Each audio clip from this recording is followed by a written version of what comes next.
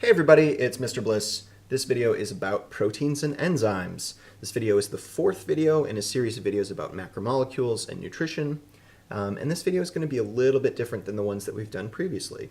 When we talked about carbohydrates and we talked about lipids, those macromolecules were very closely involved in energy, with providing quick energy or for storing long-term energy. But this video is a little bit different because proteins have so many various functions. What do they do? Let's scroll down. First of all, proteins are very important for structural components within a cell. Almost all of the structures that you see within every cell of every organism that has ever lived are largely because of proteins. They are also important for mechanical functions.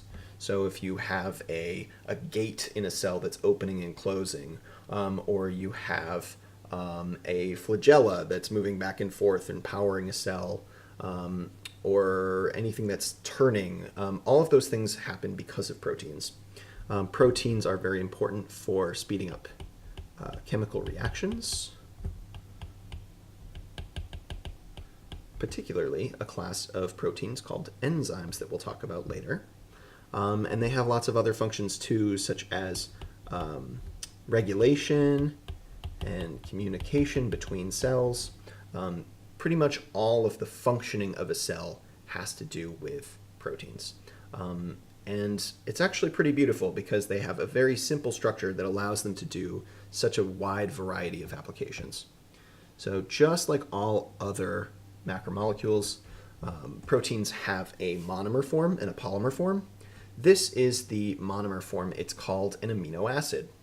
Why is it called an amino acid? Well, let's take a look on the left at the structure. On the left side of this molecule, there is a functional group called an amine group. It is a nitrogen with two hydrogens. And on the right, we have a carboxyl or a carboxylic acid group. And there we have it, amine acid, so amino acid. But we also have this really interesting R group at the top up here. And that doesn't correlate to any particular element. The R here represents a variable. We call it the R group or the variable group because there's a whole bunch of side groups that can attach at this site. And that determines the identity of the amino acid. And that will determine the functioning of the protein as a whole. So if we think about amino acids as letters, in this analogy, I'm going to explain more below. Think about them as letters. And the reason why I think about that is there are 20 different amino acids, and they are all right here, just like there are 26 letters in the English language, in the alphabet. And you can combine and arrange those letters in many, many, many ways and create complex words and sentences and paragraphs, pretty much in endless varieties. And that's how I like to think about amino acids. They're very simple. There's only 20 of them, but they can combine in very complex ways. So here we have the polymer form. This is a polypeptide or a polypeptide chain. And just like all of the other macromolecules that we've talked about here, they can combine through this process of dehydration synthesis. So we have a hydroxyl group and a hydrogen, and those leave and they become a water molecule. And these, let's see if we can do this. These molecules are going to combine just like this in a bond that we call a peptide bond. Well, that's where we get this word from. Polypeptides have multiple peptide bonds. And they form this chain like this at the bottom. It almost looks like beads on a string. But the unique thing about this string is that they have an arrangement, an order to the types of amino acids. And that's going to be very important because whatever these R groups are, no pun intended, you may see some bonding, some weak bonds that form between different R groups. So you might see a bond between this one and this one, or a bond from this one to this one. And they fold up. The molecule itself folds up in a 3D structure, almost like if you have earbuds and you put them in your pocket and then you take them out later. They always fold up. They can never keep, in a straight orientation. So this is what it looks like. This is a folded up protein. And we either call this the 3D conformation, or you can call it the tertiary structure of a protein. And it's all folded like this. And the shape of this protein has to do with the bonds that are in the polypeptide. And the bonds in the polypeptide and the orientation of the polypeptide actually correlates to the pattern in your DNA. So your genes are telling this protein how to be made. And every gene that gets read produces the same exact protein, hopefully. Obviously, mistakes can happen, and that would be bad. But these proteins have really specific jobs. And that's where we're going to get to enzymes, a particular type of protein. So here's an enzyme. And what you'll notice is this little jelly bean shape here. This is actually the same as this shape here, but we like to kind of zoom out and look at it as a holistic thing, and we're not going to draw all the details. It's a model. So this enzyme is a particular type of protein, and their function, as we said, is to speed up, or catalyze chemical reactions.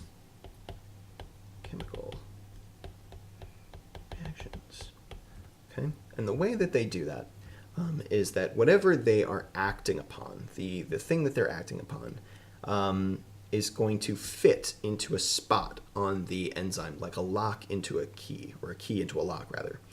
So here we have some options for substrates. These are called substrates. And every enzyme has a very particular substrate. So in this particular example, it's going to be this one right here, because there is a spot on the enzyme here where it can fit. And this spot is called the active site of the enzyme. So what will happen is this substrate will fit into that active site, and then the chemical reaction will occur. And it'll either break apart, or it will be added to another reactant to become a product. Well, how does it speed up those chemical reactions? It does it by lowering something called activation energy. And this is a graph that shows activation energy. On the left-hand side, we have the available energy in the reaction, and on the bottom, we have time. If you notice, it takes the same amount of time for the reaction to go from the start to the end. However, this red line shows the reaction without the enzyme, and this bottom one shows the reaction with the enzyme. And what the enzyme has done is it's reduced the amount of initial energy that you need to start the reaction. I like to think about it as, let's say you have a job to do, like you're pushing a boulder to the other side of a hill. Well, the amount of time that it's going to take for that job to occur depends on the size of the hill that you have to push the boulder over. If the hill were smaller, then it would take less time, even though you're traveling just about the same distance. And that's what enzymes do, is they would reduce that size of the hill, the amount of energy input that you need. And so the reaction happens sooner, it happens faster. So more about enzymes. Enzymes are very, very, very picky. They're very specific. So we said before that there's one particular substrate that an enzyme acts upon, but they also like to have a very specific environment in which they function. So enzymes like to work in an optimum temperature.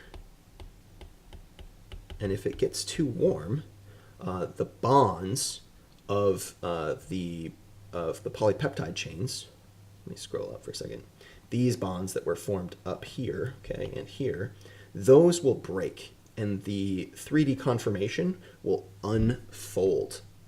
And when that happens, the active site can lose its shape as well.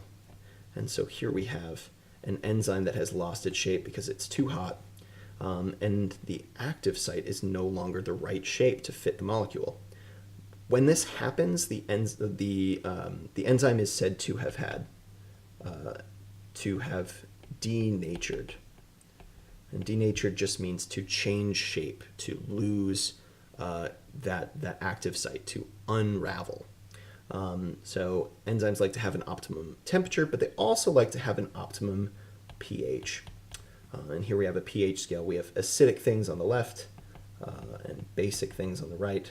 Okay, it's a scale from 1 to 14. It's a logarithmic scale. And this enzyme here is at a comfortable neutral pH of 7, right in the middle, and it's happy. So to recap, these are proteins, these are enzymes, they are champions. They do all these sorts of things in the cell. They provide structure and function, and they catalyze chemical reactions. They're reusable, and you owe your life to them. If you have any questions, leave them in the comments, and I will do my best to answer them. Thanks.